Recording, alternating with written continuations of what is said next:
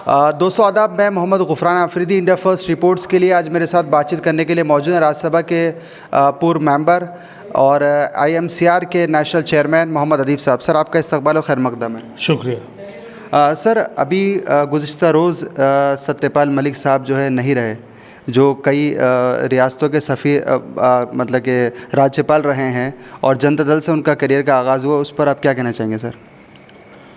देखिए, मैं गवर्नर रहे या कुछ रहे यूँ नहीं कहना चाहता कि ये कोई बहुत बड़ी बात नहीं है। जी। वो एक बहुत बड़ा इंसान था। मेरा रिश्ता सन 72 से था उनके साथ।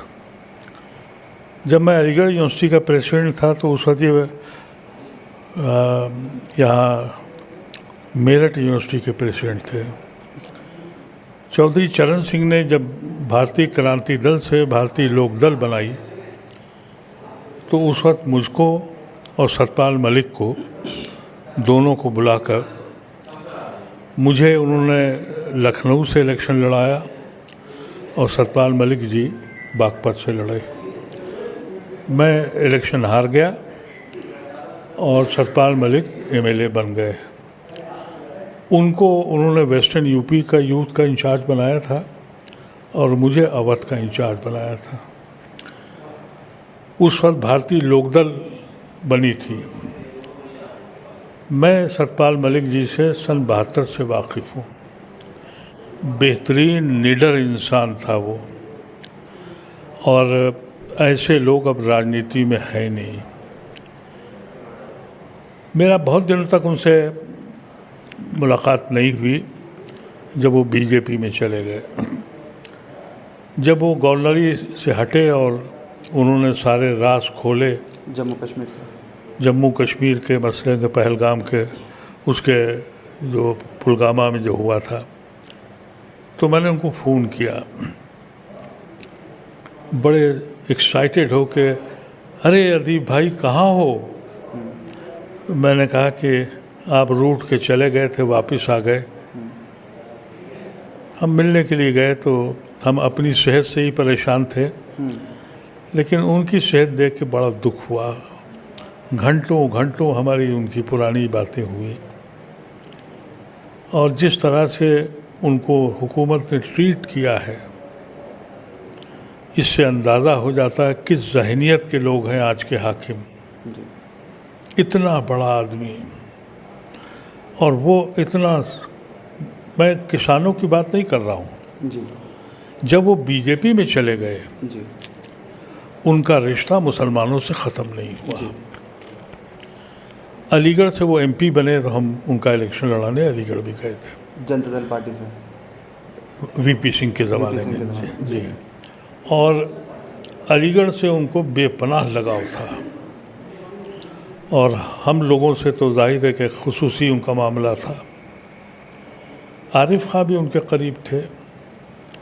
आरिफ खां अब कहाँ हैं, कि उनसे क्या ताल्लुक़ रहा मुझे नहीं मालूम, लेकिन एक सच्चा ईमानदार पॉलिटिशियन इस मुल्क से चला गया और सरकार ने अपनी औकात दिखा दी कि किस लेवल के ये लोग हैं।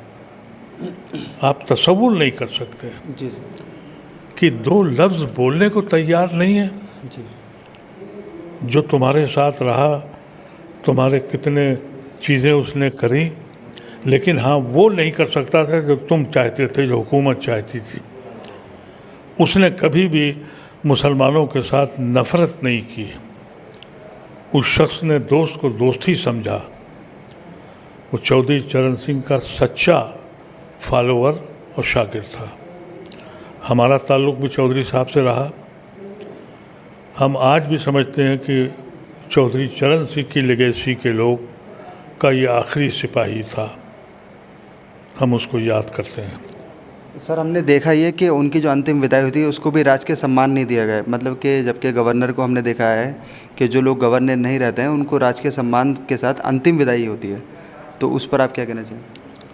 साहब, मैं आपसे कह रहा हूँ कि सिर्फ गवर्नर ही नहीं, वो बहुत बड़ा लीडर था। जी।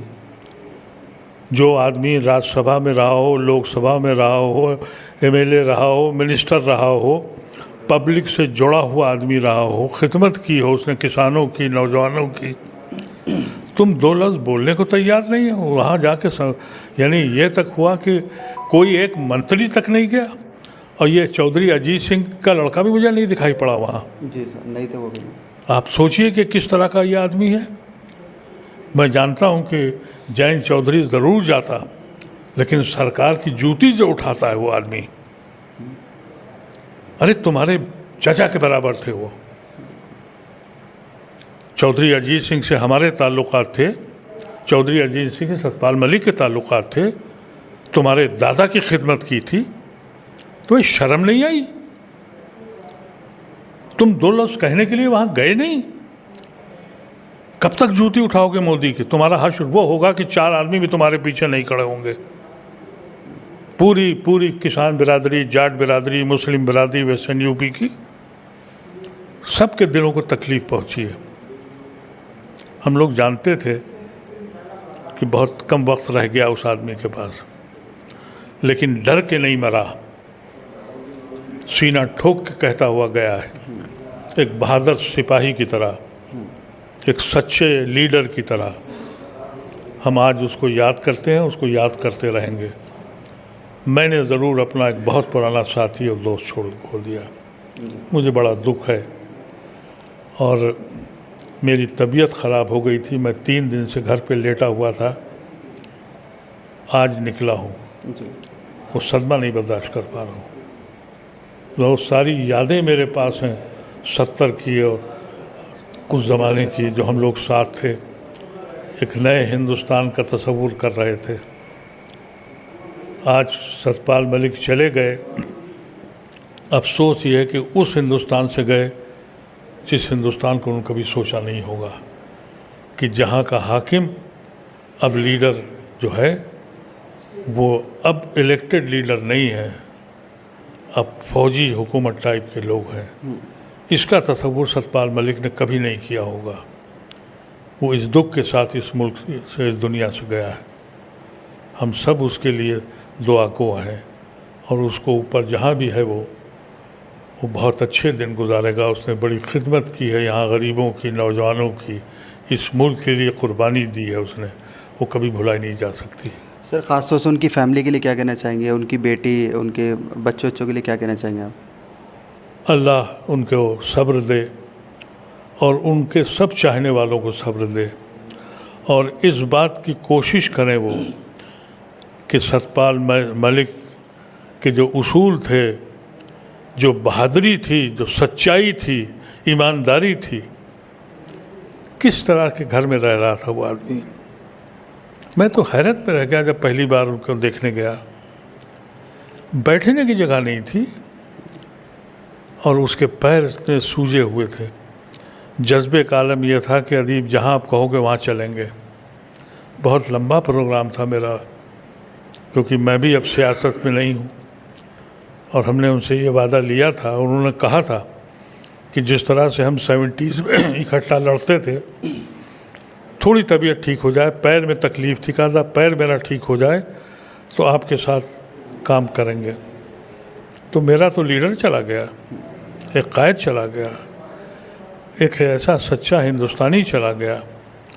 सबसे बड़ा दुख तो आज की हुकूमत पर और मोदी और योगी और इनके लोगों के ऊपर है कि बताइए, उसके ऊपर एक इल्ज़ाम लगा दिया कि साहब उसने करोड़ों खा लिए, जिसका इलाज भी एक सरकारी अस्पताल में हुआ।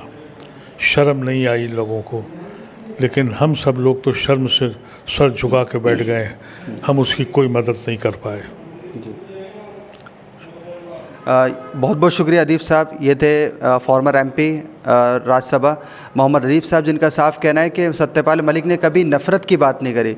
मुसलमानों से जो आज की सूरत हाल है वो बिल्कुल अलग हो चुकी है। जो आज के लीडर हैं वो बिल्कुल सिर्फ़ और सिर्फ नफ़रत की बात करते हैं, हिंदू मुस्लिम की बात करते हैं, लेकिन सत्यपाल मलिक ने कभी भी हिंदू मुस्लिम की बात नहीं करी। वो किसानों के नेता थे, मज़दूरों के लीडर थे, वो बहुत ही ज़्यादा हमदर्द और खैरख्वाह लीडर थे। इंडिया फर्स्ट रिपोर्ट के लिए दिल्ली से मोहम्मद गुफरान अफरीदी। स्टूडियो वाले डिबेट करते हैं, हम ग्राउंड पे सच ढूंढते हैं। This is India First reports.